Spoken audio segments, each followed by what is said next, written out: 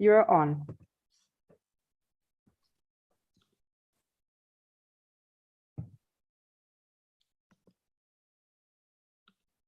You can start. Yeah. Well, good morning to everyone. Thank you for being with us today. On behalf of the European Observatory on Memories, I just want to welcome you to this morning session that is the last step of a 2 years project on the question of memorialization after terrorism, based on the research of Dr. Anna Milosevic from the University of Leuven. Well, you probably know us. The European Observatory on Memory is a platform promoted by the University of Barcelona Solidarity Foundation with the support of the European Commission. It was founded already 10 years ago in 2012, and today we gather a network of more than 50 partners from different countries, more than 20 different countries.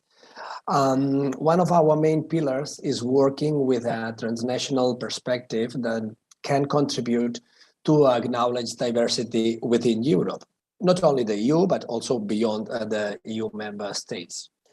Also, we support working with a multidisciplinary perspective, meaning this to work always from the most reliable academic research, but also engaging a variety of actors such as artists, journalists, filmmakers, etc. And what is the aim of this? So the aim is widen the scope in promoting public remembrance. And finally, one of our main goals is fostering citizens' participation, something that is very connected with the project that we are presenting today. The citizens' participation in memory policies gives the opportunity to regular citizens, let's say, to lead very interesting bottom-up initiatives, such as some of the ones that we will see today. So following all these aims, we decided 2 years ago, we decided to explore and analyze the multiple memorials that have been rapidly appearing in the public space to remember the victims of terrorist attacks that sadly different European countries suffered in the recent years. To tell you the truth, at the beginning of this project, we were a bit hesitating because most of our staff at the observatory, we are proper historians, let's say. So we are used to analyze past events, but not so recent events, such as the terrorist attacks that has been affecting our community. That's why we rapidly contacted Anna Milosevic, who we already knew from other projects in the past, because she has been dealing with this kind of memorials since some time ago.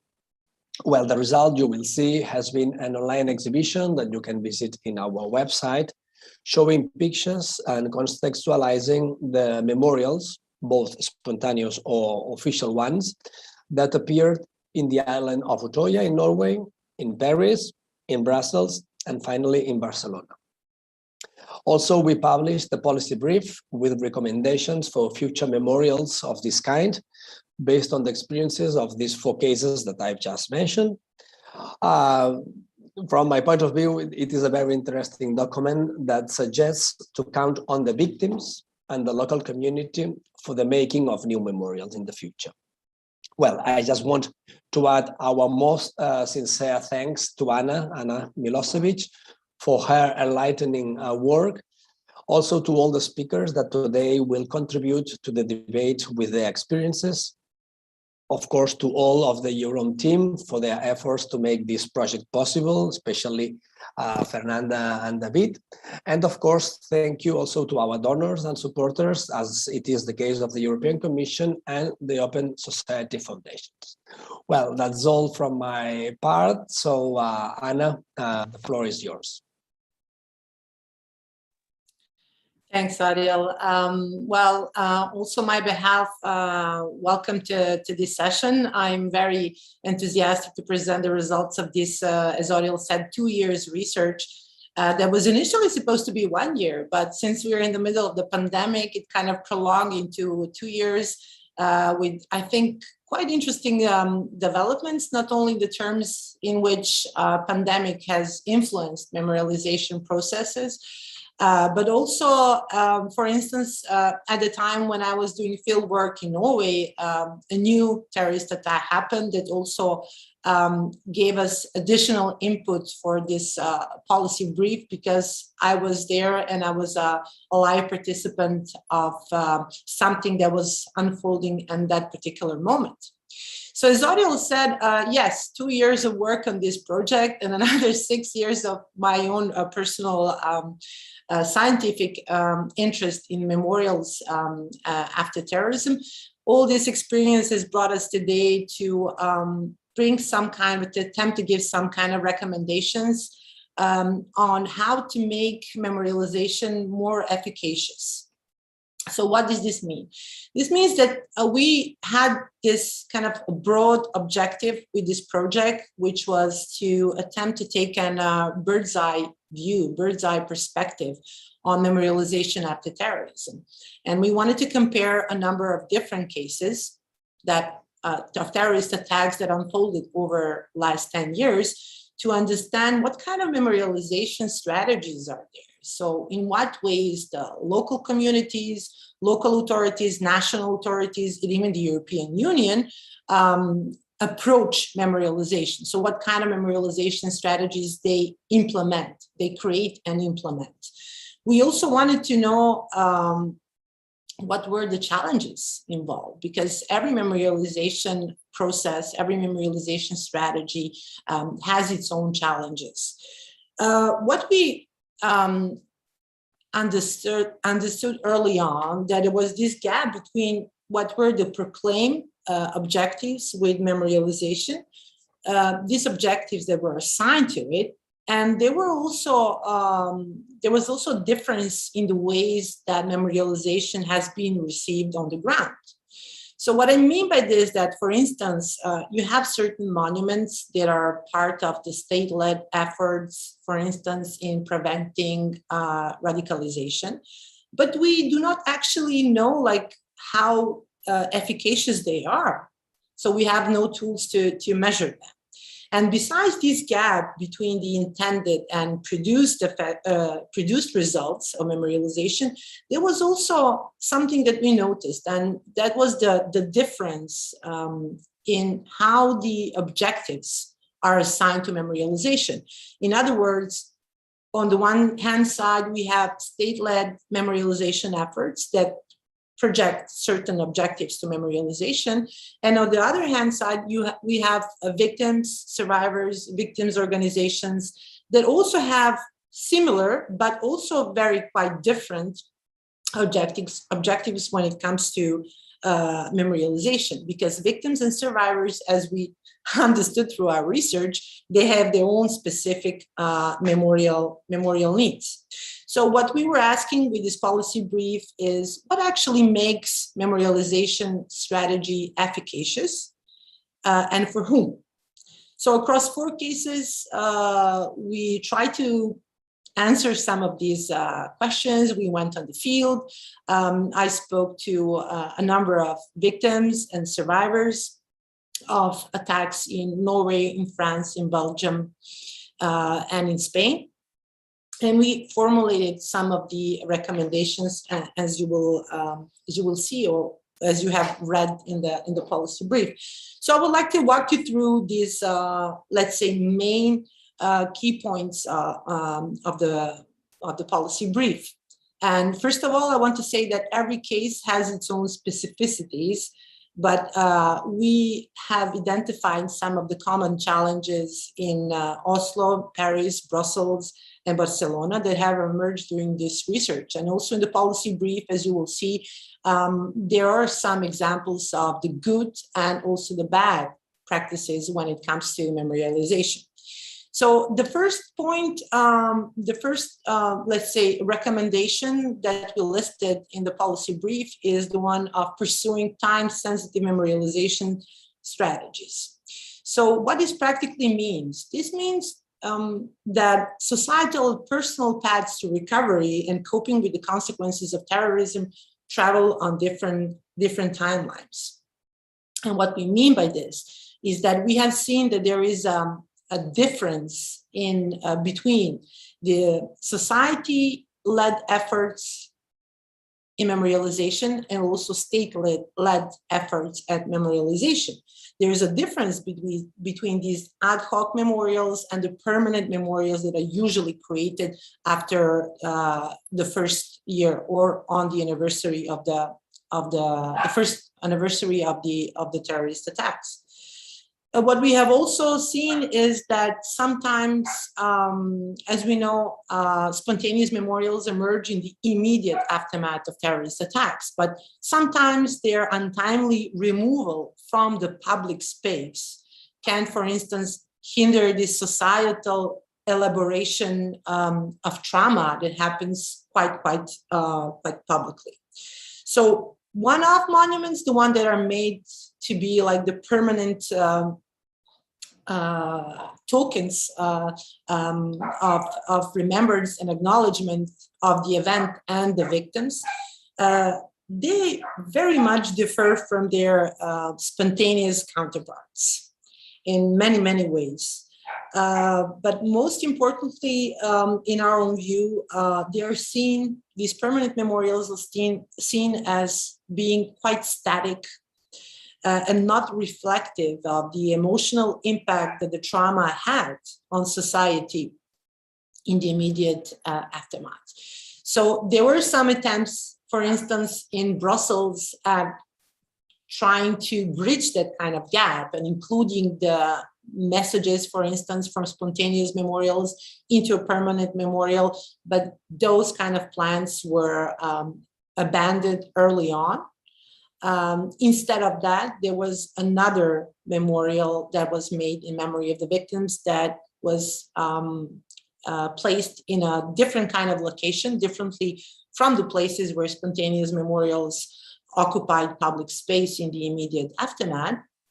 And the issue that the victims and survivors often voiced in relation to that particular monument in Brussels is that it really lacked authenticity, and it also lacked this kind of emotional charge that spontaneous memorials actually have.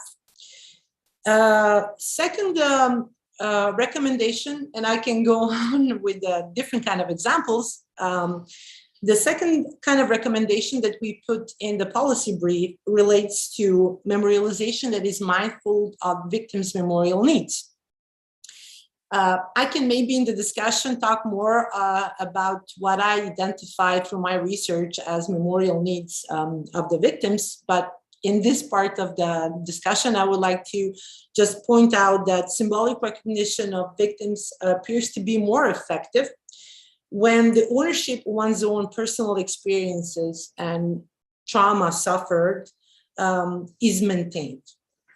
What I meant by this is that it is crucial to have memorialization strategies that are mindful of this kind of ownership of victims' narratives and personal experiences, and also about the consequences they have endured.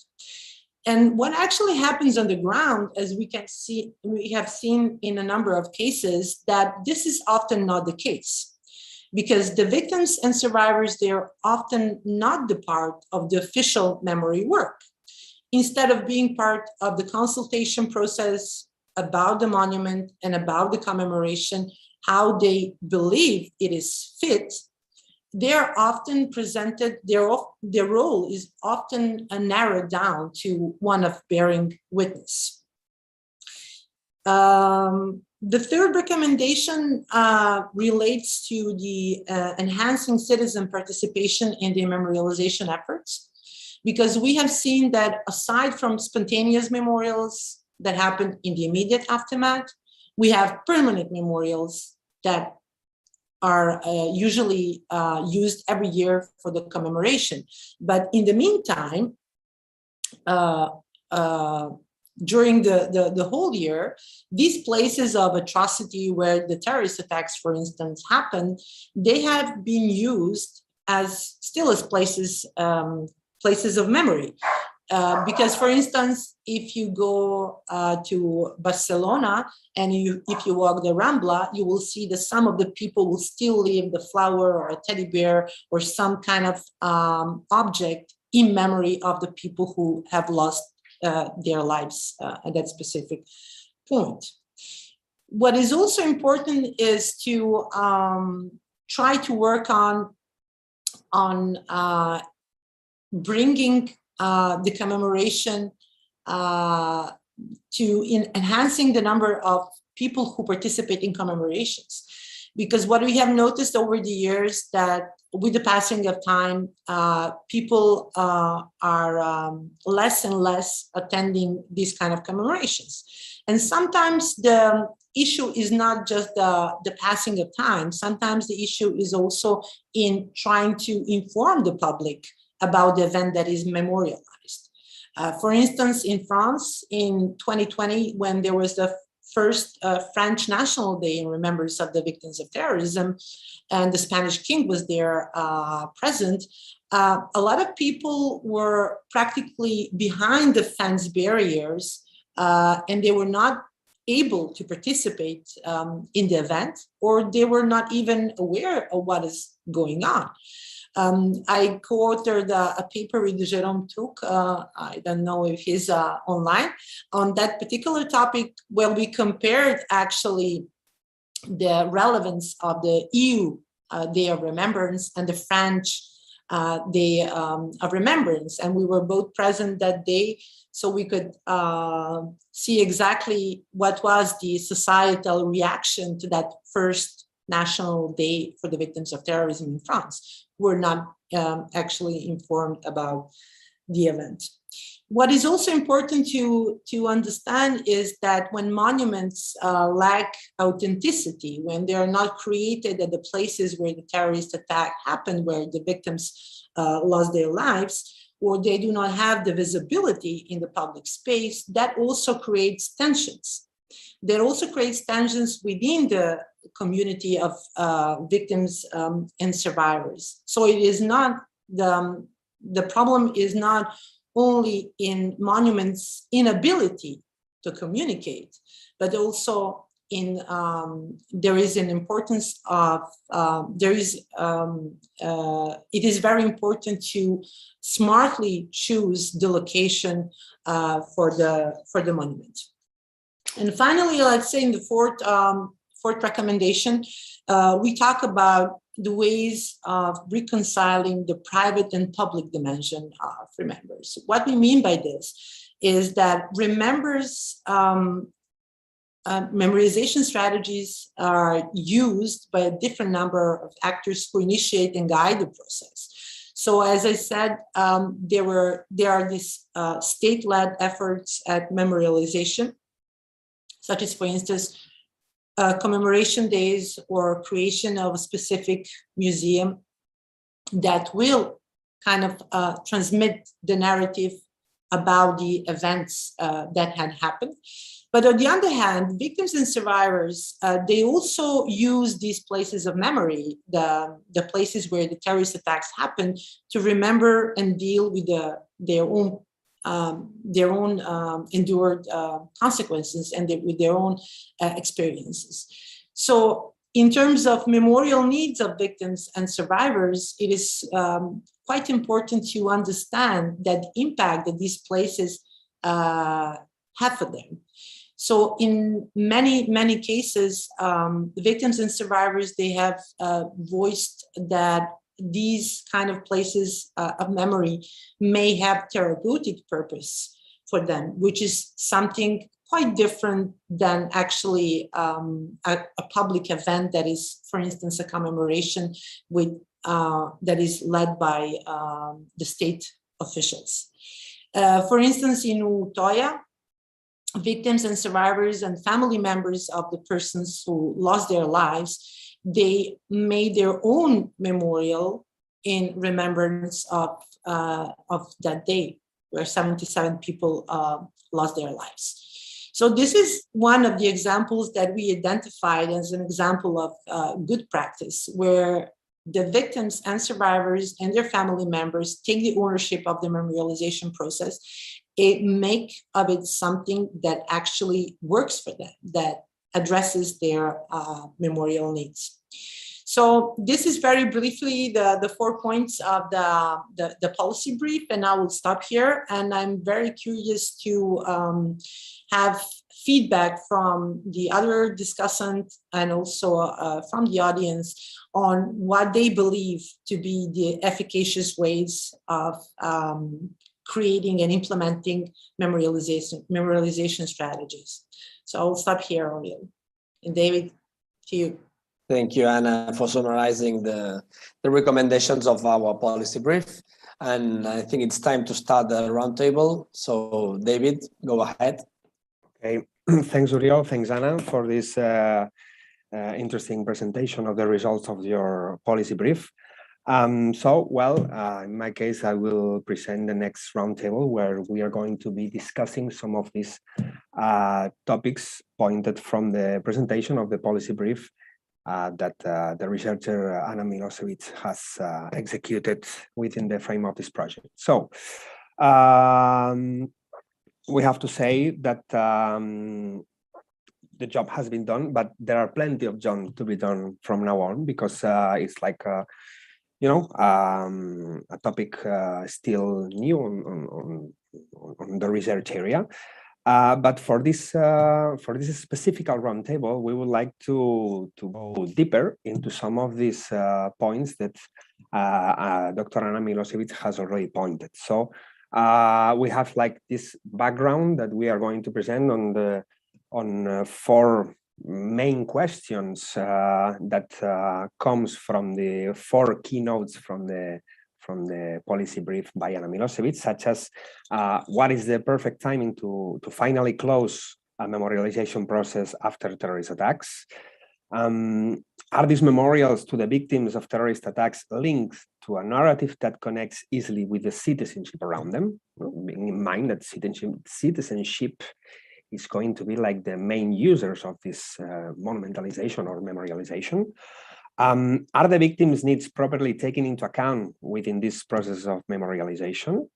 And in relation with this 3rd point, how can we manage a process of memorialization where both public policies and private needs of the victims are well treated? So those are the key points that Anna presented on this policy brief, and for sure we are going to go deeper into this roundtable.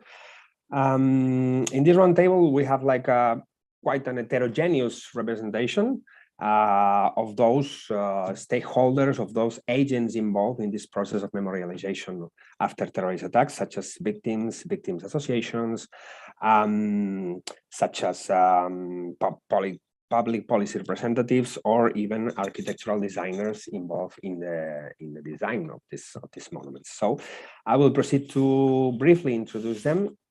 Well, we have to say that we have had lifetime casualty because of health issues, but I will present the roundtable that we have right now. First of all, we will have Mr. Bas Smets, who's a landscape architect designer of the memorial to Brussels terrorist attacks in 2016. We will have also Mrs. Leah Meindre-Chautrand, I hope I have pronounced it well, Leah, who's a policy officer from the Victim Support Europe, which is an organization that gathers many other national organizations around Europe to support victims. And we will have as well, later on, Mr. Jordi Rabassa, who is a councilman from the City Council of Barcelona. And he's the councilman in charge of democratic memory. And he was, of course, in charge of the process of memorialization in Barcelona after terrorist attacks in the Ramblas back in 2017. I have to say that Mr. Jordi Rabassa, we will come back later since his agenda is quite busy, but we will count on his expertise as well. And of course, finishing by the expert on the field, Dr. Anna Milosevic, researcher at the Leuven Institute of Criminology at the Catholic University of Leuven, and as you have already discovered, the leading researcher of this project.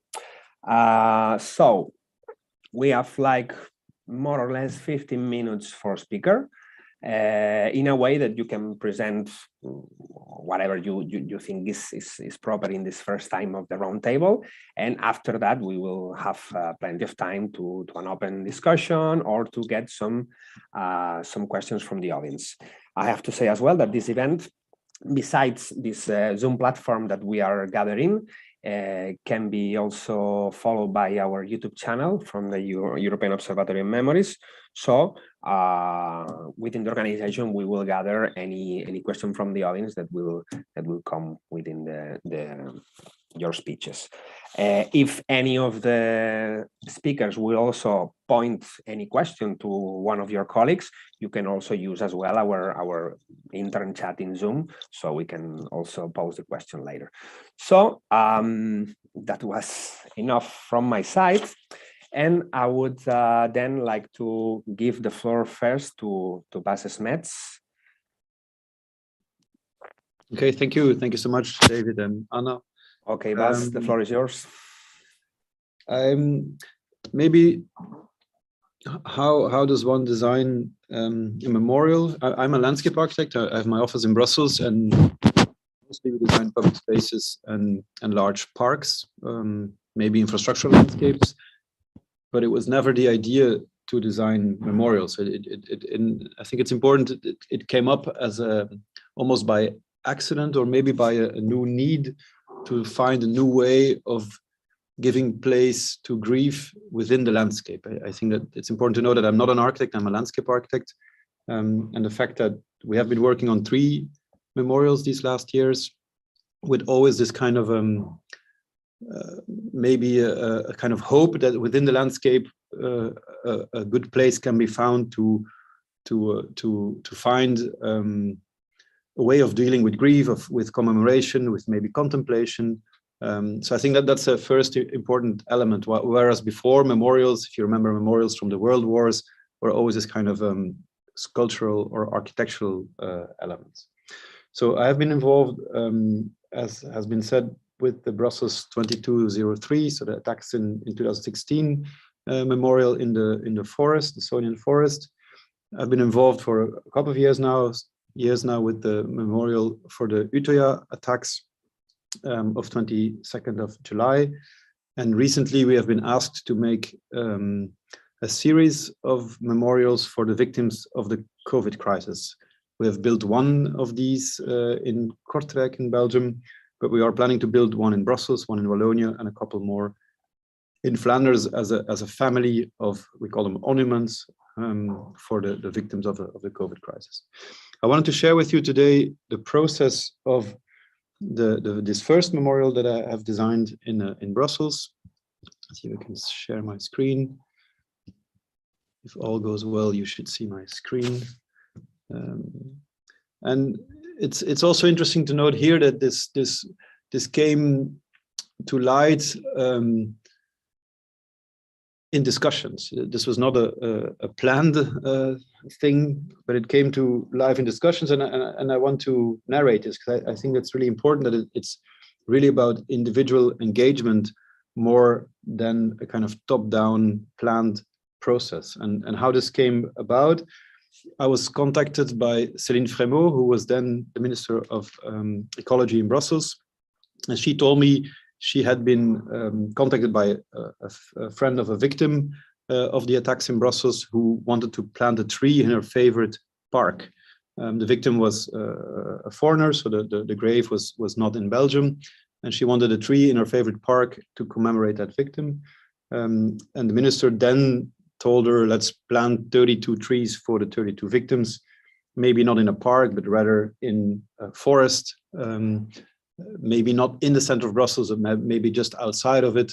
So it really becomes a place for contemplation, a place different than the let's say the usual memorial plaque that you would put at the place of the attacks themselves. And when she told me that, I told her, like, but how are you going to plant trees in a forest? I mean, it's not so easy. It's easier to plant trees in a park.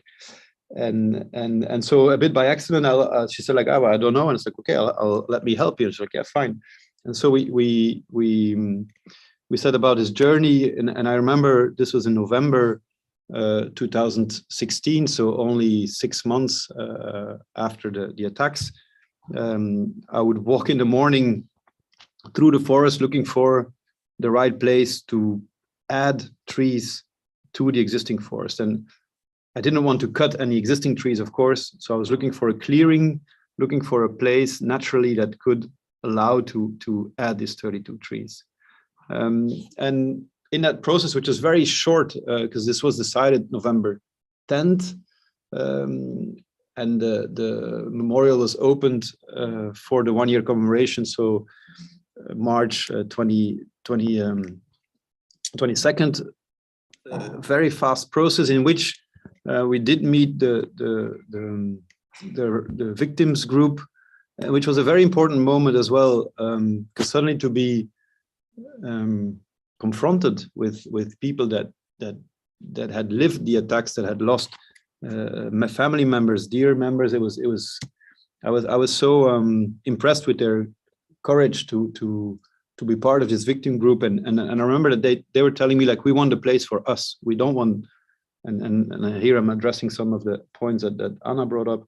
They said we don't want a place that ministers use. I mean, we want a place that we can go to with our kids, and even they told me, and I was really struck by that. They told me we want a place that nobody else knows where it is. I mean, they wanted to be secretive theirs, and so I really tried to take that into account to make a place where that's not easily accessible. It is accessible, but you have to walk a bit, you have to find it, you have to really want to go there.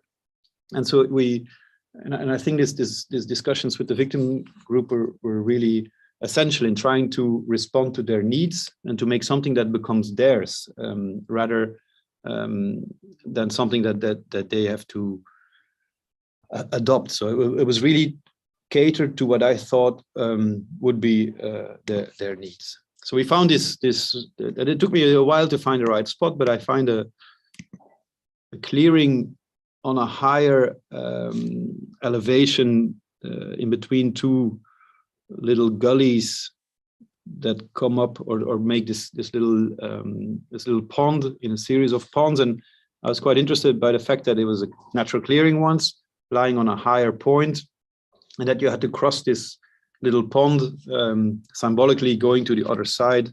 And so here and then there was this other discussion.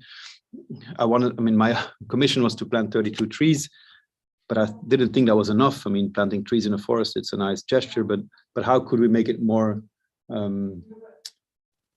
eternal in a sense, or more, I mean, trees do die as well. So we decided to make this circle in stones at a perfectly horizontal level, around which we planted those 32 trees. And we planted them at a distance of people holding hands. So the 32 together draw this kind of circle in the forest, and the stones draw a circle in the soil, in the ground. So quite straightforward design in the end. And then we started the construction works in January, and I remember we had this first meeting, everybody telling me this was totally impossible to get it done within the timing. And so I also remember telling them, okay, now that we know it's not possible, let's see how we can do it. And in a sense, and that's really everybody's involvement. Everybody was in somehow related to these attacks. Myself, I had been in the Thalys that had been attacked, and I had been in Boston at the time of the attack. So it was really very close to all of us, and some people had lost dear ones. So it was really from the quarry to the people sculpting the stones to the people installing them. Everybody made this impossible timing happen. So here we see the stones we selected. We selected them from a quarry of bluestone in Belgium, and these bluestones have been used as gravestones since ever. So that was quite appropriate. They were CNC'd, so they were delicately cut into segments of a circle, a perfect circle, installed without disrupting the forest floor, special foundation that's permeable for the roots. And so we were ready just before the commemoration, and now this is kind of growing as a kind of a independent element in the forest. We chose birch trees that are the understory of these beech forests, so special to the Brussels forest. And it's been, and that's what I wanted to stress, since it was made with the victims. It's been used every year for commemorations. In 2017, there was a cellist that was invited to play. 2018, there was a choir that came to sing. 2019, unfortunately, COVID came. But then, and that's why I'm going to switch to another presentation. People themselves came up with ideas of commemorating. So this is a picture that was taken the day of the first commemoration. So here you see at every commemoration, people would bring their flowers. When it was the COVID, oh yeah, this was also interesting. I came here in November, and I was wondering why are these flowers here in November? It should have been March, but then it was used, as you can see, 20th of November, the victims of Bamako. So suddenly this was used to remember another type of terrorist attack, which was I was happy to see that it became a sign of commemorating victims of terror attacks wherever in the world and whenever they had happened. This was also interesting. 2020, at the heart of the COVID crisis, we could not organize anything, but then suddenly some people started to put these branches on the circle, which I thought was very powerful as a kind of a message too. And this is daily life happening. There's kids running around. I've heard people told me that at night they have special yoga classes or meditation classes. So it's also like the fact that so this is the distance of the people holding hands. It's also like the fact that it's not a sacred place, or I mean, kids can walk on it, you can sit on it, you can have a picnic on it as well. It's this kind of marking of a place that is different and where grief can happen. So I wanted to share this process with you. And again, I am a landscape architect. The fact that I'm doing this is more kind of a maybe personal engagement, and I do think that those memorials need to be hyper personal. I mean, the same happens in Utøya. We've talked many times to the victim groups. It's so important that it is something made for and by these people that need them the most. And then so, which brings us back to I think that the timing, the citizens, the victims' needs, and this subtle equilibrium between public policies and private needs, they all need to be addressed when making these types of memorials. Thank you.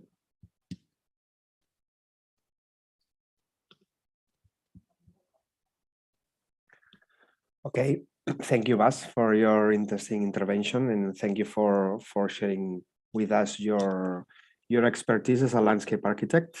I would like now then to pass the floor to Leah Meindre in order to listen her experience. Thank you, David, and thank you for organizing this important discussion and inviting Victim Support Europe as well. I have to say that the policy paper that was presented by Anna really resonates with the work that we do, and especially on memorials, because we have published a guidance document a few years ago in 2019, which set out some of the principles we think are key in the organization of memorials and commemoration events. So I'll speak a bit on that later on.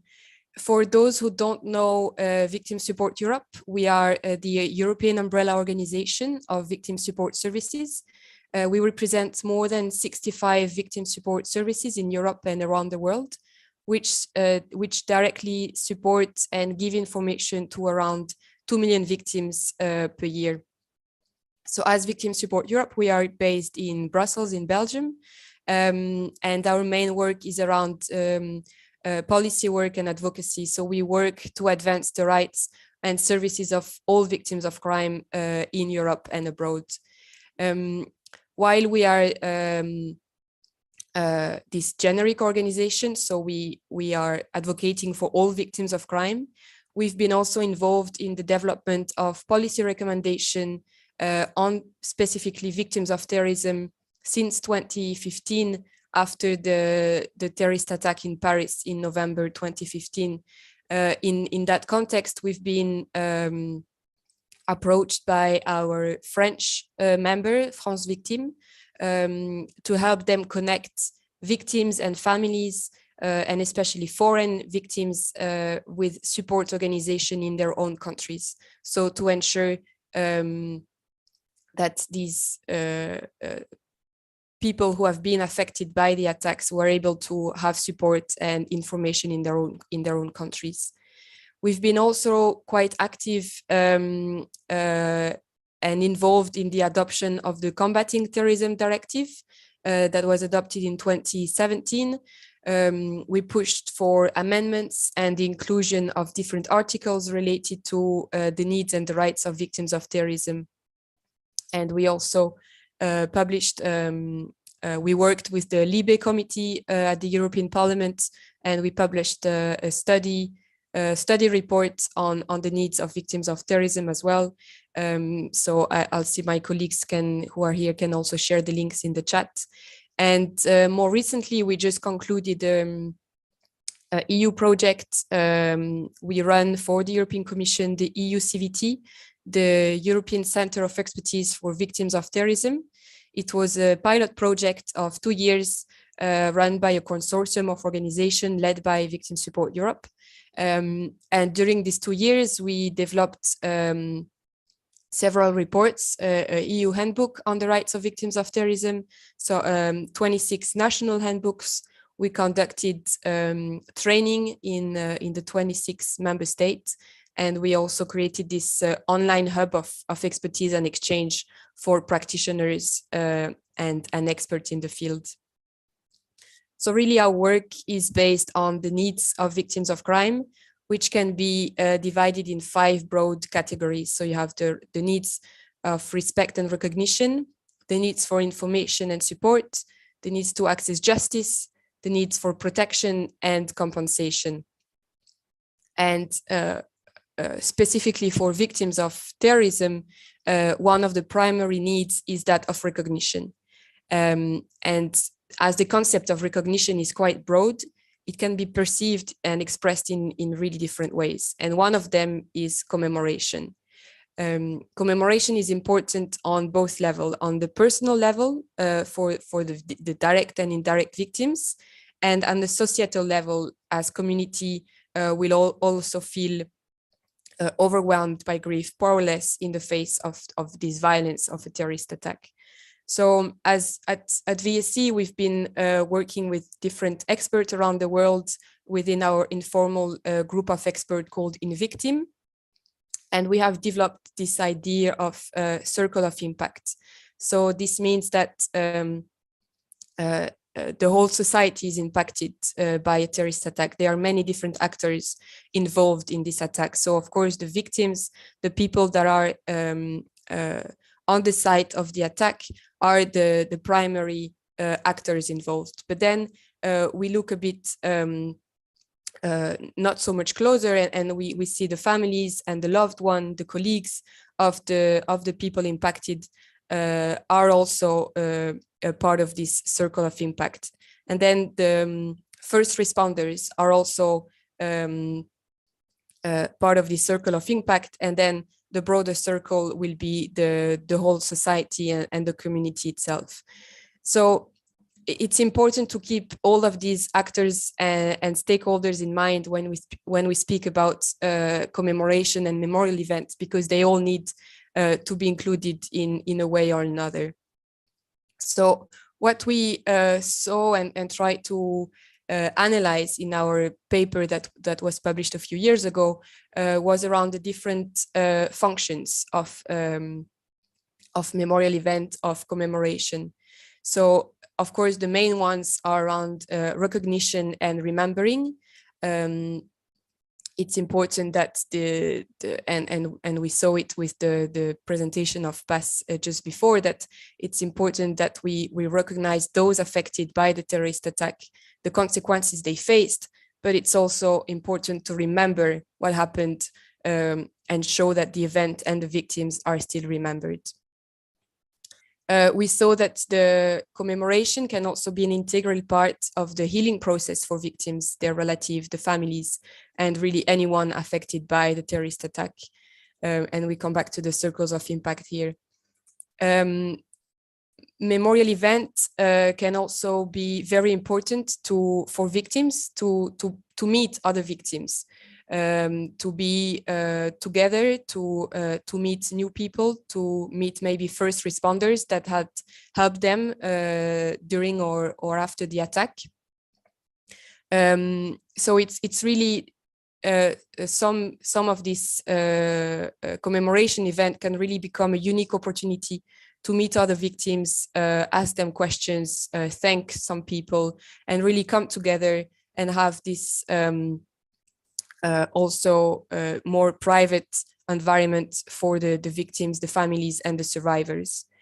And these commemoration events, memorials, can also be seen as a political statement of defiance against those who carried out the attacks, to show that they have attacked the values of the nation and how the community and the nation as a whole respond to this and support, remember the victims and the survivors. More concretely on how we think, what we think are the key principles in organizing a memorial event. The first and foremost principle, and that was raised by Anna as well in her presentation and in the paper, is really to have the victims at the heart of a memorial event. There can't be any event or anything happening without the victims and the survivors being at the center. So this means that their wishes needs to be taken into account. There needs to be a genuine consultation and participation by victim, not only on the day of the event, but for the whole organization and thinking around the organization of these events. This can be a challenge because first of the identification of victims at some scene of attacks, when it's an open scene, people might flee. They are not registered as official victims, so that can be one of the challenge to be able to contact everyone for the organization. But this is where victims association come into account, and they should be involved in the process of discussion, involved really early on to participate to the thinking and the organization of the event, and really have this ownership of the event as well. Keeping this in mind, a good planning and collaboration between different actors is really important. So just a really practical example, but you need to ensure that invitations are sent in good time, well in advance. You need to make sure that everyone can attend the event. This means also that foreign victims shouldn't be forgotten.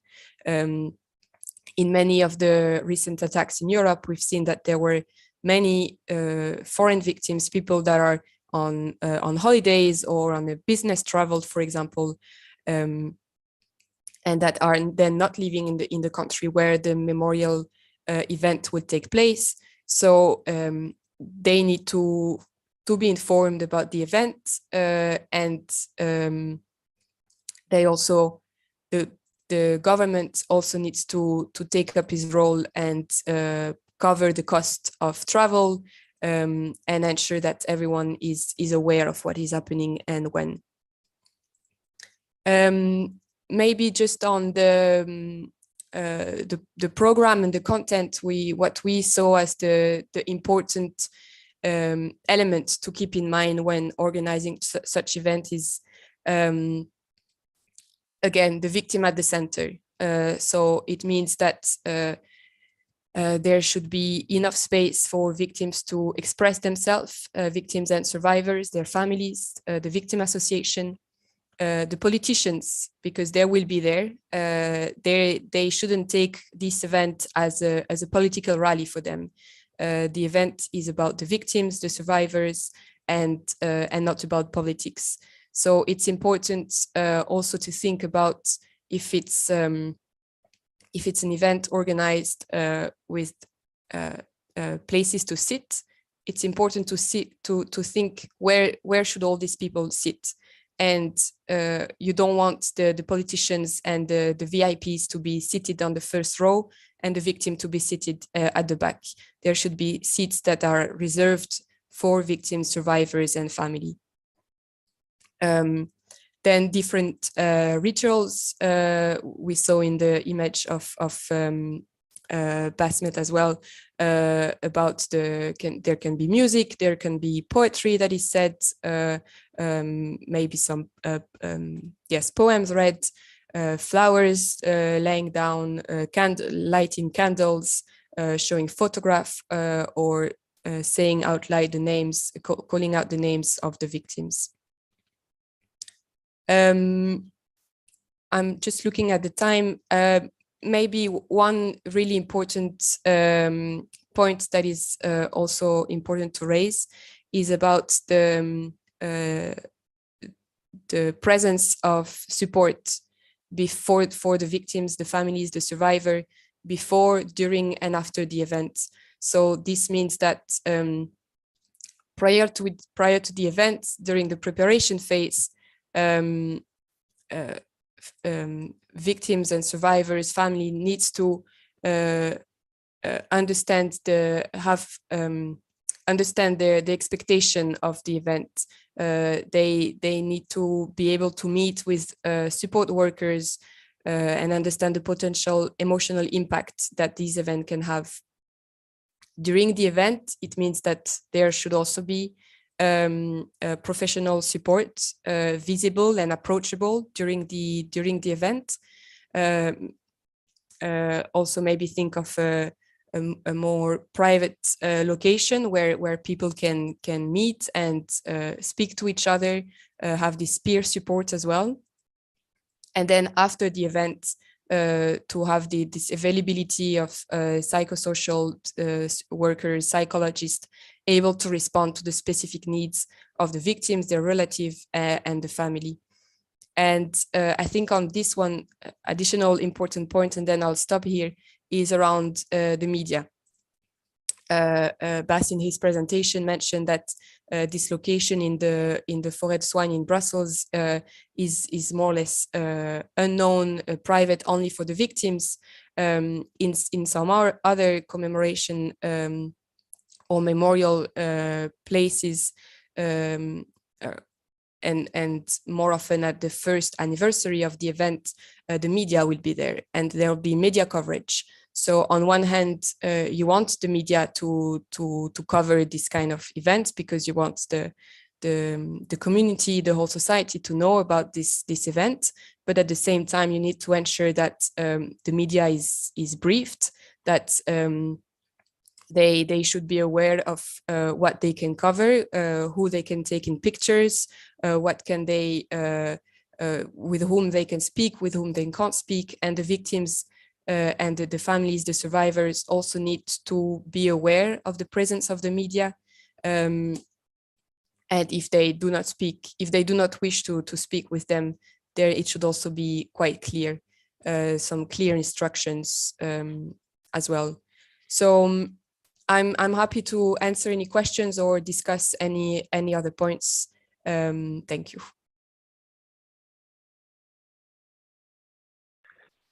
Thank you, Leah. Thank you so much for your, sorry. Do you hear me well? Sure. Thank you for your interesting presentation. Sure, we are going to get back deeper into the topics that you have just presented. But right now we are going to give the floor to Dr. Anna Milosevic. Yeah. Thank you, David, and thanks also to Leah and to Bas for their presentations. What I want to discuss in this part of the event is actually just, I want to zoom in on what I mentioned in the first part, which is actually memorial needs. What are memorial needs? And Leah has made a really great, excellent job when I say, like, in introducing us to what are the broader needs of the victims and the ways they can relate to memorialization.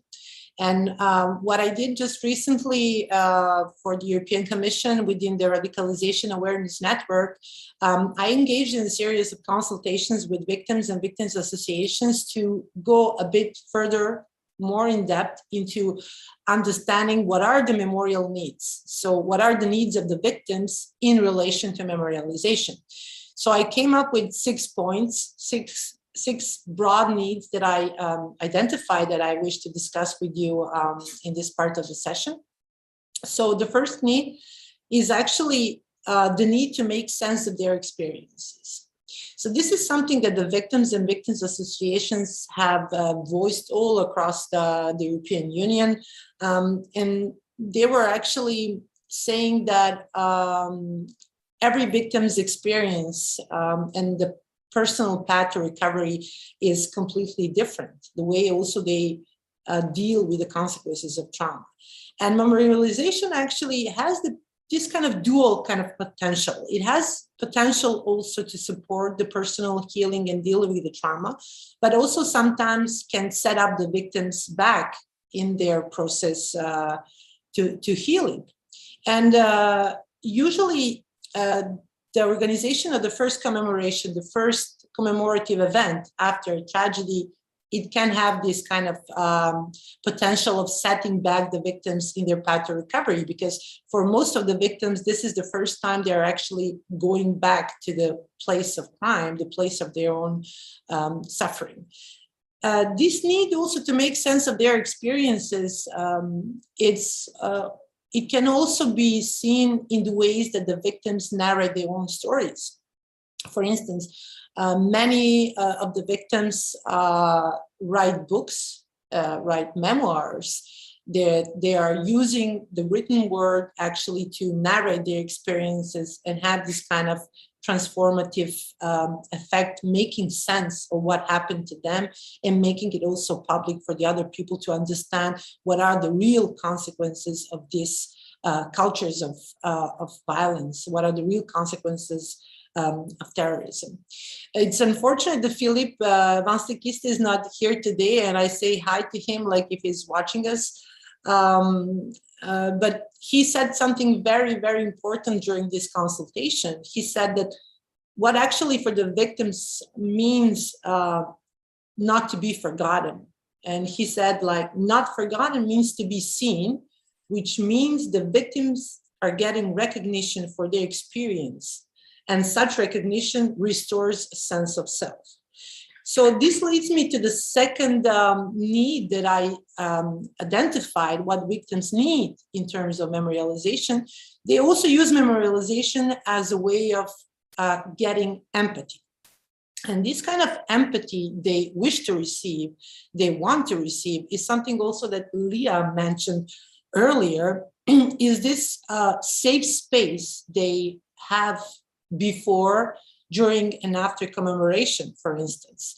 I have been working since 2017 on organization of the EU commemoration for the victims of terrorism, and creating these kind of safe places for victims to bond and exchange their experiences has been something really, really important for our working group that organizes commemoration.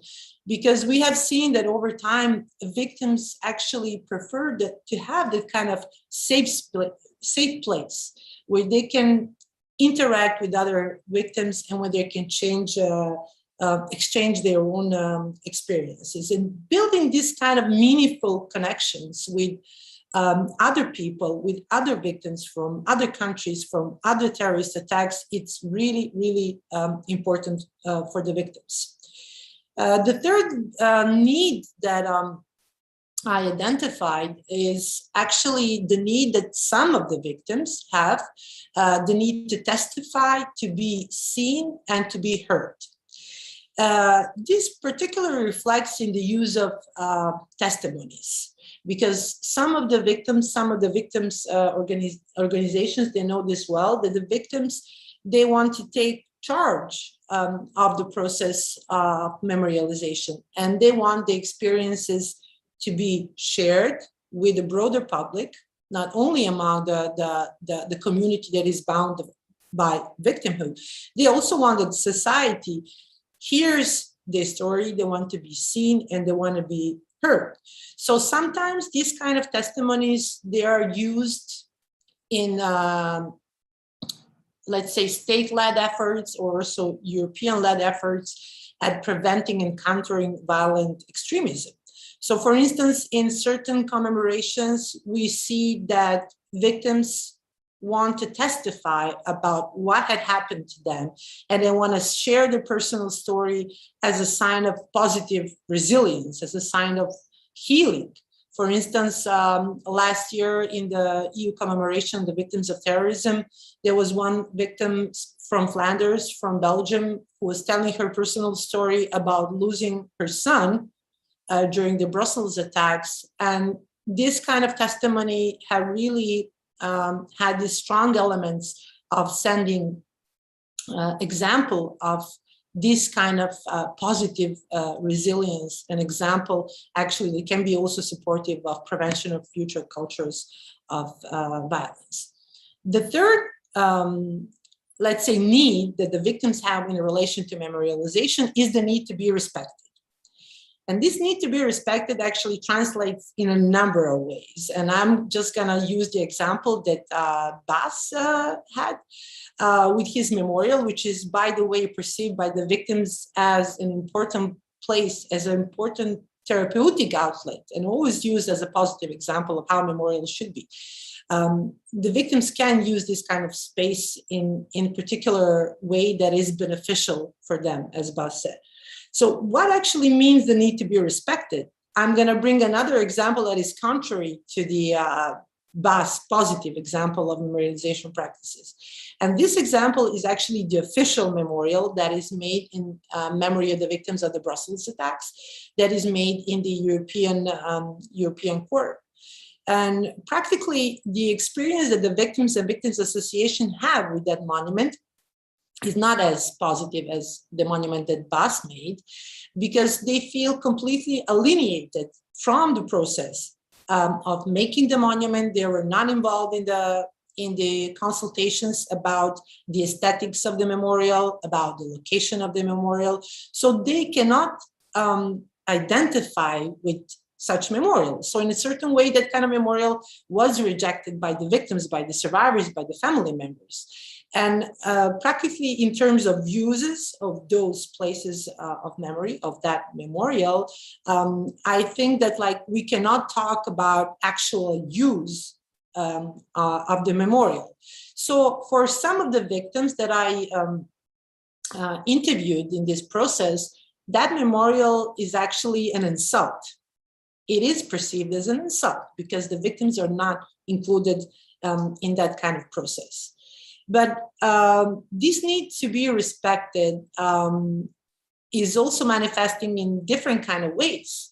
For instance, now in Manchester, and I see that also researchers from Manchester are online. In Manchester, there was another vegetal monument that has been just unveiled in December, and official commemoration should be now between January or February, if I'm not mistaken, the official unveiling before the final commemorative day.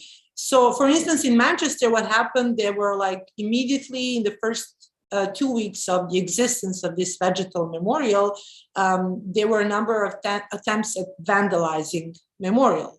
So when I interviewed the victims across Europe and I asked them, give me a practical example of how your need to be respected is actually manifested, they said that disrespect and tainting of their personal experiences and tragedies is shown with poor maintenance of the memorials, misuse of memorials. For instance, you have memorials that have been used as stretching a bench for runners, vandalization of public memorials, stealing of memorabilia. That is something that has also been identified as disrespectful behavior at the places of monuments and memorials.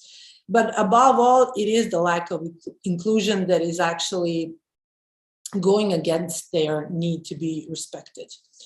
I'm going to go a bit faster, and I'm going to go to the last 2 points. What are other needs of the victims? The one is a need also to maintain the ownership of experiences. And this is also something that I have mentioned in the policy brief, and Lea has been talking about it, and also Bas has mentioned the role that this consultation process has. And this also reflects not only memorials and monuments, it also reflects in the way that the victims and survivors are included in the all of the year memorialization efforts. So they have to be victims and survivors, they need to be interlocutors of this process and not simply recipients of state-led efforts. So this actually means that when there is a commemoration, as Lea also graphically quite illustrated, is that, for instance, we see one person, representative of the state, giving a speech and victims silently sitting and listening to that speech without their own actual intervention in the commemoration. This is also something that is seen as the lack of having that kind of ownership of experiences and narratives that are projected onto memorialization. Finally, I think I will just mention the last need that I identified, and I think I'm going to stop there, and maybe we can take some of the questions. There is the need to preserve and honor the memory. So this is one of the basic needs that the victims have. So this, in the scholarly literature and also in practice, often is referred as symbolic recognition. So symbolic recognition of one's own experiences and harm suffered, it is central for the victim's understanding of a memorialization process. But it's not the only need that the victims have, as I mentioned so far. So this kind of public acknowledgement is fundamental for the victims to feel that they are again part of the society. And this is also something that I wish that we had Philippe today to discuss with us, because it is quite interesting to see that how the victims' organizations actually are trying to get that kind of symbolic recognition, not only around commemorations and anniversaries, but also during the whole year, because a number of memorial initiatives are organized throughout the year with the help or support of victims' organizations or victims and survivors who are also not part of any particular association. So it is quite interesting to see how these memorial initiatives work together, and also to see that there are different kind of ways in which victims can get that public recognition and support. And on a final note, I just want to come back to what Lea has been saying about the role of media, because I think that the role of media is very, very important in addressing all these memorial needs of the victims, because media still have to find a different kind of approach to talking and narrating the experiences of the victims. Because what victims actually believe is that the media should send this kind of a positive image of the victims, this kind of resilient image of the victims, and not only using their trauma to gain more clicks in the news. But this is something we can maybe discuss further on. So I will stop here, David, and I would be interested to see if there are any questions so far before Jordi join us. Okay, thank you all for your interventions. Sure, I have some questions marked. We will start with Bas Smets, since he will be leaving us soon. So people is interested in getting deeper into one point that you already marked, which is this relationship between the place, between this monument, between this intervention that you make, and the citizenship around. So you marked also that the victims specifically pointed that we want a place for us, which is quite a strong sentence. But you have also shown us good examples on how this space have a good connection with people around it. So we would like to know more about this. Have there been any difficulties? Have you had any cases of vandalism, maybe, as Anna just told, or could you go a bit deeper into this? Thanks. So that was indeed an interesting question, to have something that is a bit secret, but at the same time it cannot be secret; it needs to be public. So for example, for the commemoration, at the demand of the victims, there was no political speeches, there was no press invited. It was only for the victims and their families, and that I thought was quite special. That the commemoration itself on the 21st of March, no press, no speeches, only a cellist playing in the middle of the circle, and the victims and their families invited to go and lay down a white rose on the bench. So and then only the day after the press was allowed to speak about it. So that I thought was very much in respect to the wishes of the victims. How we designed it is, of course, we needed full accessibility for elderly people, but also for wheelchairs. So we had to find a place that is accessible by public pathways, but we placed it not too close to a big road, not too close to a parking. So the fact that you have to walk at least 10 minutes from either the bus station, the tram station, or the parking place to arrive there, it brings you in this mood of going to a bit more sacred place. And I thought that was the way we dealt with it, making something that's not that easy to visit. But if you want to visit, of course, you can perfectly get there. But you cannot just park your car next to it. That for me was very important. And then since it has been received quite well, people have been looking for it. So we have added one or two little signposts, but very small, like just a very, very subtle. So and it is on Google. So if you want to look for it, I mean, you can find it, which of course is good. But so it has been this kind of equilibrium between something that you can find if you look for it, but that keeps it's kind of a intimacy.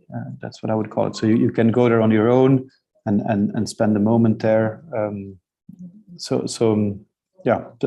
But again, and I cannot stress that enough, this really came about as the result of the discussions we had with the victim groups. That really to find this equilibrium between something that's made for them, that can be visited by other people, that keeps this kind of a privacy, intimacy, and we were worried about vandalism because it is in a forest that's accessible 24 hours per day. But so far, and we're now 25 years later, luckily everybody has respected the place.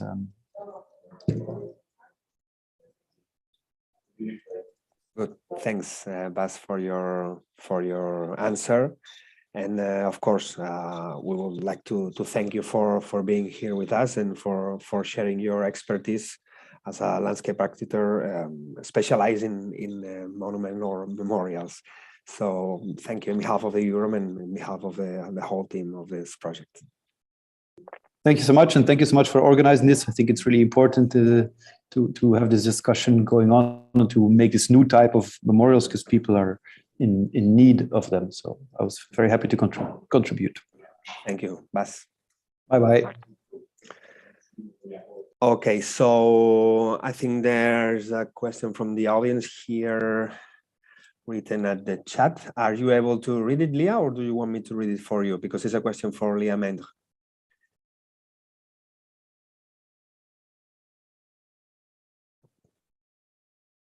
Oh, sorry, I was muted. I was saying that I can't see the question. Okay, then I will read it for you. It says, do governments, local, regional, or national, from places that were targeted by terrorist attacks, approach your organization to proceed with memorialization properly? So I think the question is more related with how they approach to you, and if they approach in a proper manner. Thanks for the question. I'm actually not aware of any of governments that have approached us in this sense, not specifically on memorials and on that topic, but definitely now with this EU project that I was mentioning, the EU CVT, we have been in contact with national, local government in all 26 without Denmark, EU member states, and different discussion have been going on a range of topics. Memorials and commemoration was part of the this EU handbook that we have also produced. So they can find all the information there. But I think that if they would come to us, one of the first thing that we would do is put them in contact with our national members that are really working on the ground and that are in contact with the victims. That's our main priority, I would say. Okay, thanks, Leah. I think we have another question for you coming from the audience. Let me check it. Yeah, it has to be with your role as a victim association. Let's say that you can find sometimes in the middle of this, would say, struggle in between what is the victim needs and what is a strategy of the public policies. So how is to be as a, in the middle of this type of struggle in the process of memorialization? I know that you are, of course, in the side of the victims, but how is to manage this relationship? So as Victim Support Europe, we are seen, and I hope as more as this neutral organization. We are seen as the experts at the European level on victims' rights, victims' needs. We developed recommendation, policy papers, etc. We do not work directly with victims. This is quite also important to mention. So we do so through our member organization that will provide direct support to victims, and we work with them on a daily basis. We have some also direct contact with some victims and survivor. Philippe, who was supposed to be here today, is one of our close partners as well. Europe is part of Victim Support Europe. But in the document that we produced, we mentioned this also balance that needs to be found between the needs of the victims and the political needs as well, because the government, in a sense, still needs to be the leader of these of organizing these events, also in terms of funding, for example.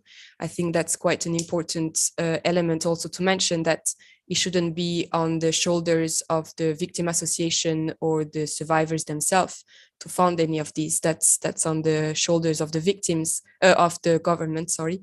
And this is where we would also come in to remind this kind of important element.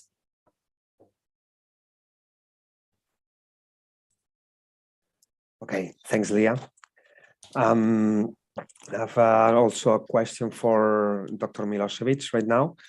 And since you have been working in this project in many cases and you have the capacity of comparison, the answer is related with, of course, within your perspective, which is subjective, but as a social scientist. What do you think is the place where these victims' needs have been more respectfully approached? Since, of course, you have already commented that some of them, in some cases, have even felt insulted in some of the examples. I don't want you to put you in a problematic position, but could you get deeper into this, please? Yeah, well, it is really ungrateful to compare experiences that victims and survivors have, because I cannot put myself in their own position, and I'm not certainly somebody who is representative of their voice. I am just a researcher. But what can I say, for instance, is the something about maybe the experiences of victims association across Europe, because I have been working with victims associations from whole of the European Union, and also victims of not so recent terrorist attacks. For instance, I have been working with victims associations in Italy that have suffered terrorist attacks in the 70s and 60s even, and in the 80s. So what actually is a successful example? Maybe successful example is the one in Norway in relation to the Oslo attacks, because on 22nd of July, actually the first terrorist attack happened in front of the governmental building, and then subsequently in Utoya. So there was a car bomb explosion in Utoya. So at the place of that particular terror site attack, now today there is a memorial. And also nearby, very nearby, there is a small museum. Well, it is not that small anymore. It is like becoming bigger, and they have more space now. So that kind of approach, I think, state-led approach, is very positive one, because on the one hand side, of course, you have a memorial that is made on the site of the tragedy, and that memorial is visited quite a lot by just ordinary citizens, also tourists, because it is in this kind of very open public space, and people daily interact with this memorial. For instance, when I was doing field work there and I was taking pictures, that are some of them are also in the online exhibition that we have, I could notice that in maybe half an hour, maybe 50 people passed by that monument, and they just did not glance the monument. They stopped there. They were taking pictures. They were reading the names of the victims.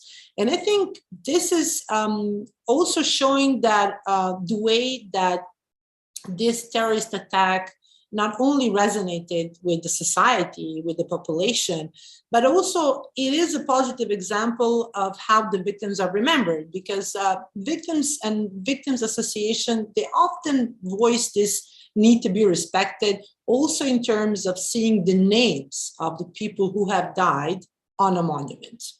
And this has been a major issue in a number of memorials. For instance, in Barcelona, you have just a monument that is in the pavement, where in Rambla, where the truck was driven and the people got killed, but there are no names of the victims. And the Brussels memorials, also official memorial, you don't see the names of the victims. In Oslo, that is different. And in Utoya, it is also different. Also, the private memorial that was made by the victims and survivors, their family members, also bears names. So for those who are left behind, it is quite important to have the names of their loved ones on a monument. So this is a positive example. And the positive example is as well this, museum or info point, let's say. It's not even the info point. It's a place for discussion about what are the meanings of the 22nd July for the Norwegian society. So 10 years have been gone since the terrorist attacks in Norway. And this kind of space that acts like a memorial space but it also acts as educational center. It's quite important for this kind of negotiation of narratives, experiences, meanings that this attack had in the past, and what kind of meanings it will have for the future. So I would say that this is definitely a positive example. But if you, for instance, speak to Victims Association in France, they will say that having a national day, French National Day for the victims of terrorism, has been a game changer for them.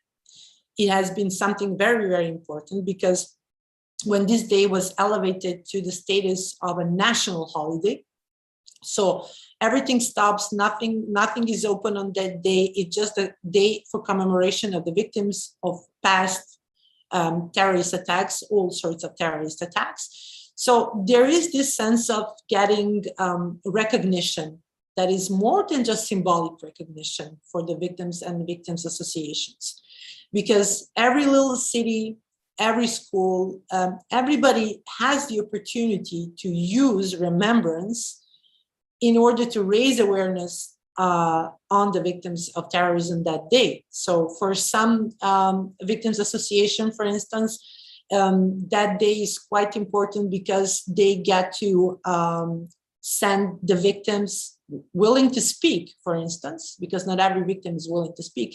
They get to send these victims to the schools to give testimonies about their own personal experiences. They also relay this kind of initiatives, memorial initiatives, in service of the prevention of radicalization, especially in work in prisons, etc., etc. So if you ask French victims associations, they will tell you that this day, having this day, National Day for the Victims of Terrorism, is quite important. And this is not the case in all the countries that have suffered terrorist attacks, the recent terrorist attacks over the last 10 years. Because also, if you look at the EU level, where we have the European Day of Remembrance for the Victims of Terrorism, you can see that only a handful of countries actually honors directly that day and participates in commemoration. Because what is really the case with the European commemoration of the victims of terrorism, but also other kind of commemorative events that the European Union organizes, it is made in the name of everybody, all 28 member states, but is effectively used only by the states who have the shared experiences. So what this means that the EUROM Day was initially made in memory of the victims of the Madrid attacks in 2004. And then it started to have this kind of European dimension only when other countries suffered terrorist attacks, namely France, but then later on also Germany and other countries. So it is this kind of competition between two memory frames that is also quite important, because on the one hand side, you have the European dimension of remembrance. On the other hand side, you have the National Day, like in French case. This kind of first French National Day for the remembrance of victims of terrorism is actually on the same date as the European, but the national has primacy over European, although the European came first. And then there is the third completely neglected level that I hope to explore in the future, which is the local level.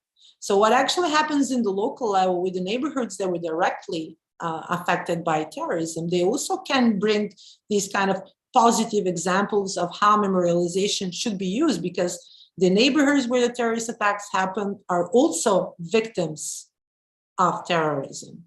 So some of these kind of local initiatives have been completely rejected or neglected by the media, by the state, but also sometimes by the victims associations. So there is a lot of discussion ongoing on what could be possibly, the good way to actually connect all these three levels of how memorialization should work. Okay, thanks, Anna, for your answer on the question. There is also another question coming from the audience. I don't know if you are able to read it, Anna, or do you want me to read it for you, because it's a question for you? Yeah, I see. Regarding the spontaneous memorials, am I aware of examples that have been properly kept and archived after their removal from the public space. Yes. So in relation to these ad hoc memorials that are made in immediate aftermath of the terrorist attacks, well, a number of researchers have documented the process of how these memorials have been organized, who are the main actors in creating and maintaining these memorials, but also about how memorabilia, you know, the objects that are left in these kind of memorials, how this memorabilia was collected and documented and archived and then presented as well later on. So what is the use of this memorabilia later on? What is the afterlife of, let's say, memorabilia? So whether they were properly kept spontaneous memorials, well,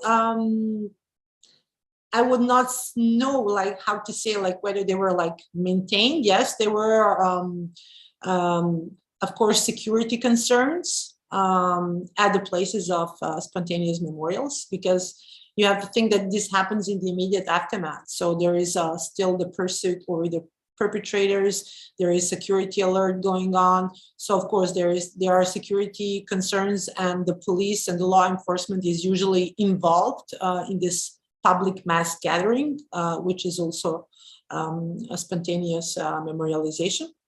There are also a number of other practical issues, because these memorials often are fire hazard. So there is, you know, like the daily, I think, maintenance of these memorials in most of the cases, and also the collection and of memorabilia that are left in this kind of memorials. It's also a gradual process, and sometimes it is a process that is triggered by researchers themselves, such as, for instance, in the case of the Paris attacks. One of my colleagues, who is an expert in sociology of terrorism, Jérôme Truc, he contacted the authorities and suggested that like collecting some of these memorabilia might be interesting. The same thing happened actually in Brussels, because when the attacks happened and people started gathering at the place of the spontaneous memorial, some of the researchers also were we were discussing among ourselves whether it would be a good idea to have archives to go there and collect memorabilia, but the archives were already thinking about it. Well, actually, when I interviewed the director of the Brussels archives, he told me that they wanted to do something, but they didn't have the know-how. So they were not ever confronted with this kind of situation of collecting memorabilia from a public space in remembrance of such a huge event. So what they were doing, they were going to Google and they were typing how to collect memorabilia from a spontaneous memorial. And then they were also going and contacting the other archives in other countries that had similar experience, such as, for instance, the Paris archives, and exchanging this kind of informal know-how. So there are many cases when these memorabilia are collected from spontaneous memorials. Also in Manchester, Together Archive, they have been, the whole process has been very well documented on how we can go around these spontaneous memorials, how can we use memorabilia, and what is the afterlife of these objects. Okay, thanks, Anna. I think that would be also interesting to hear Leah's opinion on this matter of spontaneous memorial. Leah? Yes, thank you. I join what Anna just said. I just wanted to mention what happened in Nice, in the south of France, at the Promenade des Anglais on 14th July 2016, where this truck ran into the crowd. So at that on this location, many people, different families, but also the whole city came and put down flowers, messages, things that we can see at other location where there is a terrorist attack. And the city of Nice in February, so only 6 months after the attack, decided to collect the object in boxes, so everything was clean, archived, photographed as well, and are kept in the city archive. But the victims of the Association Promenade des Anglais were not really happy about that. They thought it was too soon, and the process wasn't really victim-centric. The same happened in Manchester when there was the bombing in May 2017, and there the mayor of Manchester expressed his conviction that the objects, the flowers, the different elements put down there should be left there as long as the families and the survivors wishes to. So they took more time to remove the object, and then things were also kept in archive. But I think it's also posed the questions to the policymakers and to the victim association: when is a good time to remove these objects? There is not a good time, and there needs to be this consultation process and discussion with the different actors involved. We can't find a perfect solution. It's difficult to make everyone's wishes happen. So there needs to be a consultative process in this sense.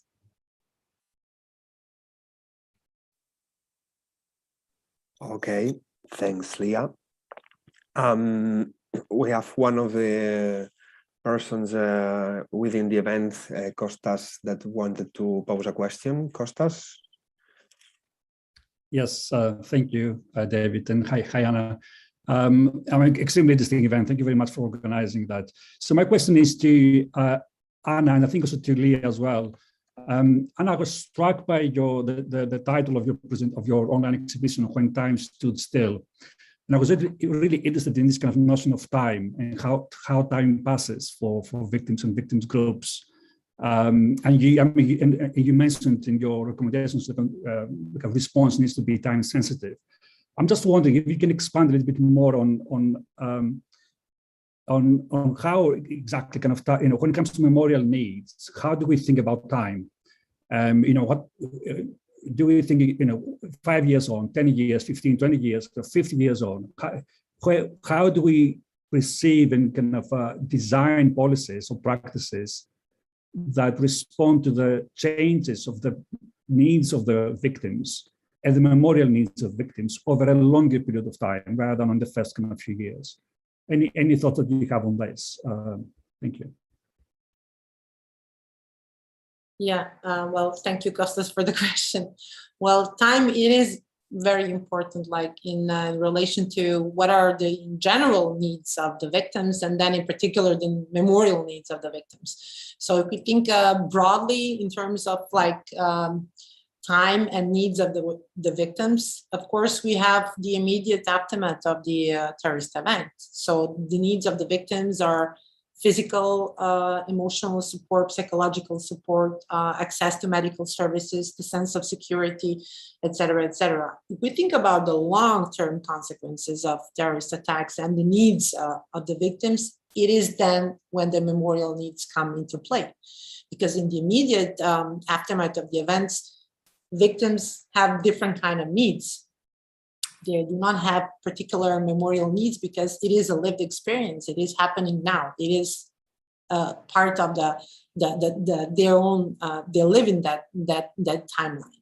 So as the time goes by and the memorial needs come to play, we have to be aware that memorial needs of the victims, they can shift and they can evolve. time. And it's not a straight line process. It goes back and forth, back and forth. They can shift, and people are just also can be set back in their path to recovery, which is something that I also mentioned. And not every victim has the same memorial needs. For instance, we have talked a lot today, like the whole morning, actually, we have talked about memorial needs of the victims, the right to have memory, right to be recognized, right to be seen, to be heard, to receive empathy, all sorts of needs that relate to memorialization process. But there is also one need that is particularly maybe important for a category of victims that we haven't discussed today, and that is the need to have anonymity. And that kind of a need to not be part of the memorialization efforts, or not to be seen, not to be heard, to be invisible in this process, this is also an important right. And some of the victims have exercised that kind of right. For instance, I have just mentioned the memorial of that is made in memory of the Utøya attacks, actually of the Oslo attacks in the downtown Oslo. For instance, when you go to the area that is reserved to the victims of the attacks, you will see that there are no pictures of two victims. There are their names, but their pictures are not there. And since the victims' families have been consulted in this process, the victims' families clearly said that they do not want images of their loved ones to be exposed in a museum. So of course, there is also this consideration that, you know, giving the victims and survivors and their family members the right to opt out, not to be present, not to be visible in the whole process. So I think this is also one of the memorial needs that maybe deserves a bit more attention that is usually getting, because we often assume that the victims want to be part of the memorialization process, but sometimes the victims prefer oblivion over memory, and this is also their own right.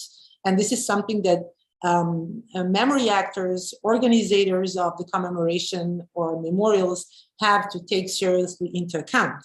This may also shift over time. This may also evolve over time. Some of the victims might also feel that they do not want that their name or their image be present in the media, especially if, for instance, there is the woman, the Pakistani woman who was one of the survivors of the Brussels attacks. She has voiced concerns that, you know, her image with the bloody face and, you know, like her clothes torn after the attacks was all over the media. And this is the image that she prefers not to be in the media in that way. So I don't know if this answers your question so far, but happy to discuss it further. Thank you. Okay, thank you, Costas, for the question. And thank you, Anna, for the answer. There was another question coming from the audience that Leah already interact within the chat. But Leah, since we have viewers outside this platform that are on YouTube, could you please tell us about it? Yes, so the question was about if Victim Support Europe is in touch with a victim organization from other region or part of the world. So the answer is yes. I wrote down in the chat, we have more than, so we have around 65 member organization in more than 30 countries. So we cover mostly the Council of Europe countries, but we also have members in other part of the world, such as in the USA, in New Zealand, in Israel, and we are, a few years ago, we helped the creation of our sister organization, Victim Support Asia, which also gathers different members in that region of the world. And a part of our member organization, we are also working really closely with external partners. So universities such as the Leuven University in Belgium, but also in other countries. We are in contact as well with the FBI in the US, the different victims commissioner in different countries, ombudsperson as well.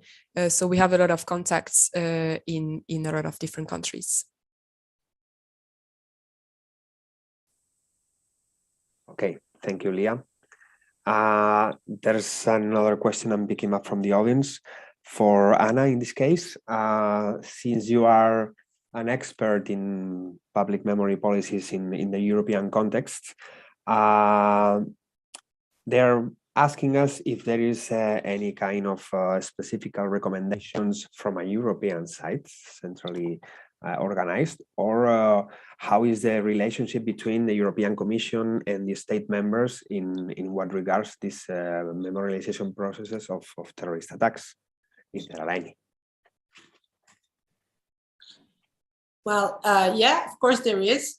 But on the European level, as I already mentioned, there was this European Parliament's resolution immediately in reaction to the terrorist attacks that happened in Madrid, in Spain.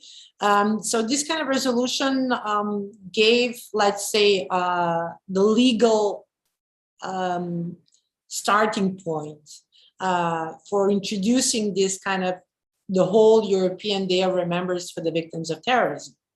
So it has been many, many years that the commemoration is organized on European level, and the role that the European Parliament had was initially the one of, giving this kind of initial impulse, and then the European Parliament is not that important now in organizing this commemorative day, because this responsibility has shifted entirely to the European Commission, heads of states, of members of the European Union, who decide on the meanings and the purposes that are assigned to memorialization every year. And this is enabled also by the work that the Commission does with victims' organizations, and may I say also successfully, because over the time there has been this effort to include victims more in the consultation process. And the victims' organizations have been quite voiceful in expressing their own expectations when it comes to memorialization of terrorist attacks on European level. So it has served as an important platform for them to voice their needs. And actually it has been used not only as a symbolic recognition, but also as an attempt to exercise another set of rights that they lacked on transnational European level. Because if you remember, looking back from a legal perspective, the victims' rights on European level, and Leah maybe can say more about it, they lack this kind of holistic approach that has been building over time.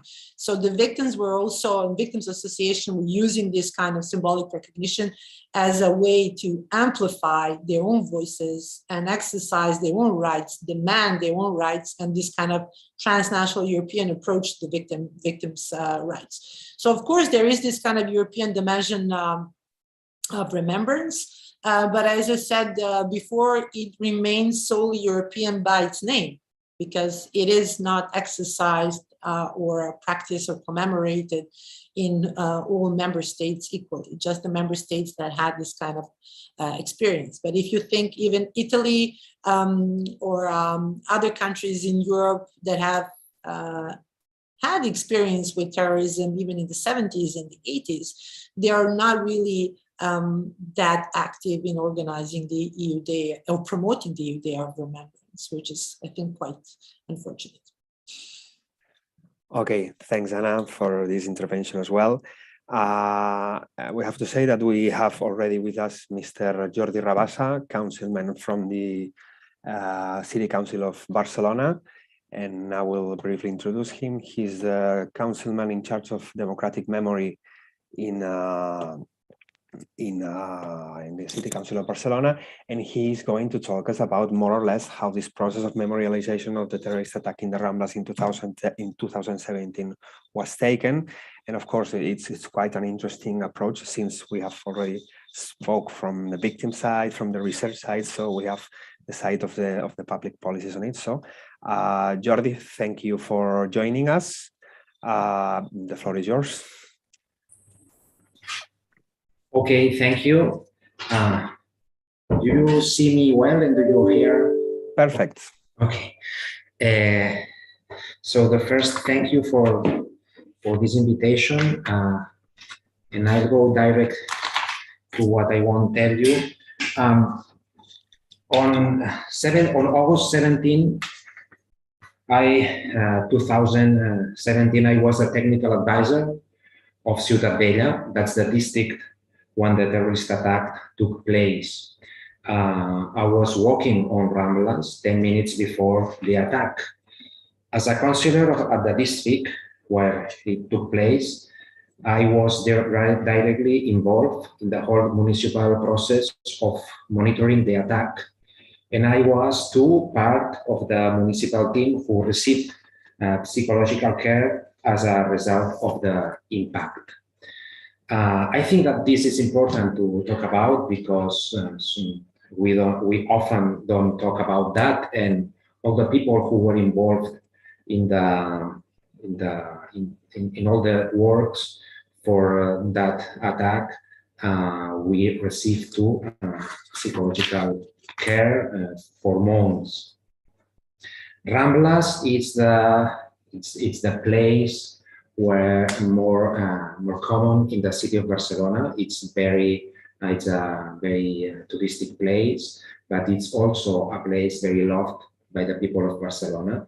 And in June of 1987, after the terrorist attack on Hipercor, a big terrorist attack on Hipercor Mall, a large part of the citizenship expressed their grief by spontaneously using the pavement of the Ramblas around the Pla de l'Os, the place in the Ramblas, at the mosaic of Joan Miró, for write his name or various phrases of solidarity, even through the events took place in Sant Andreu, far from Ramblas.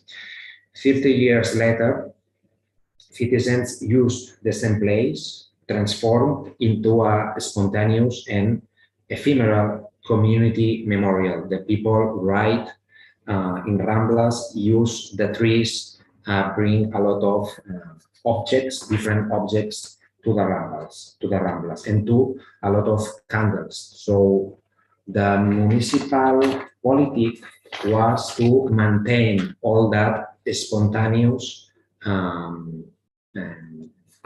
spontaneity of the people, and what we do was make an archaeological work. So we take Ramblas as an archaeological place, and we,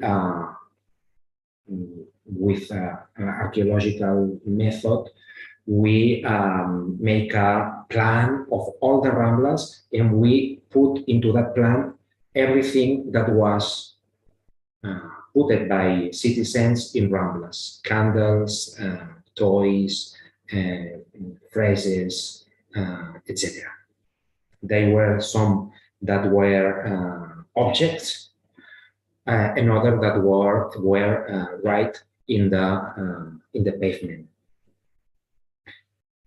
"I'm not afraid" was the cry that came spontaneously from people at August 26 demonstrations.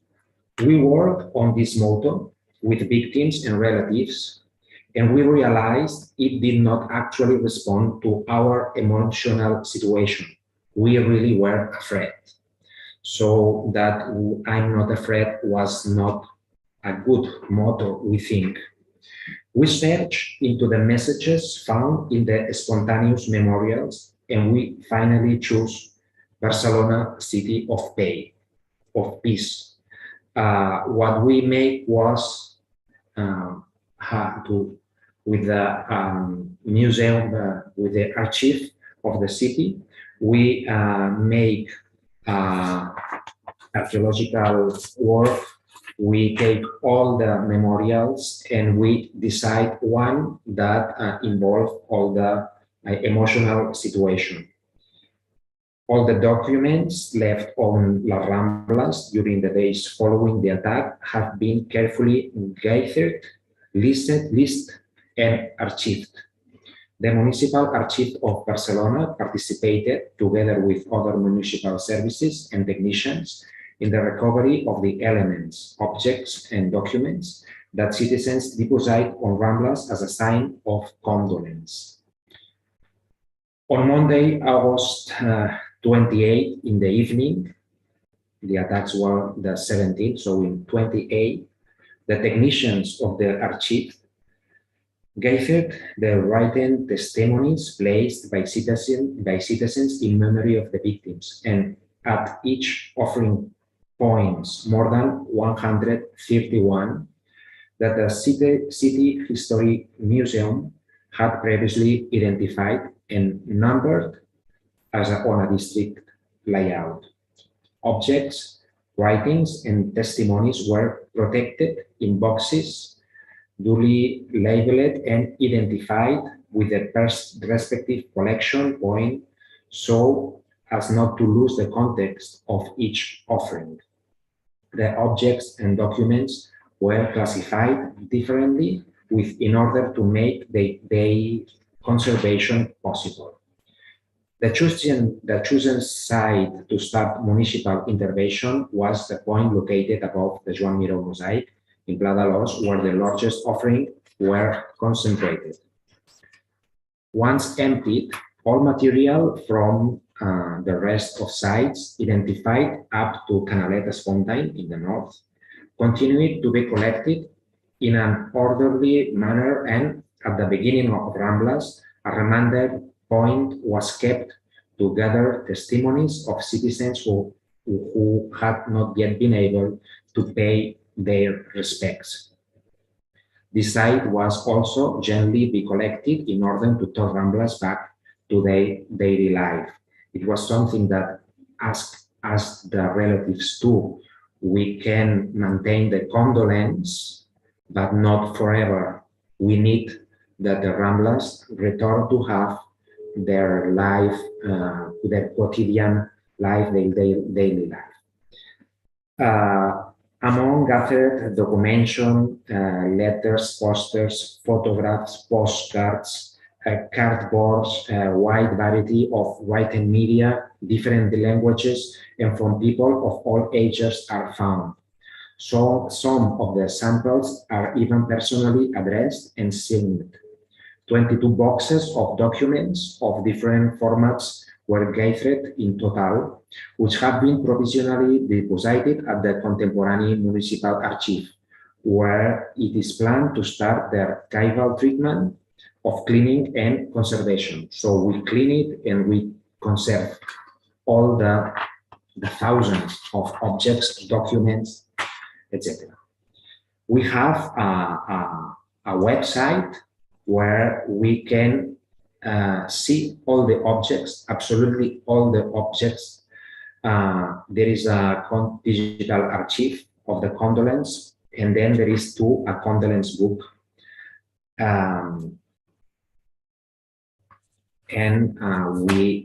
For us, it's important that all the people can go to that website.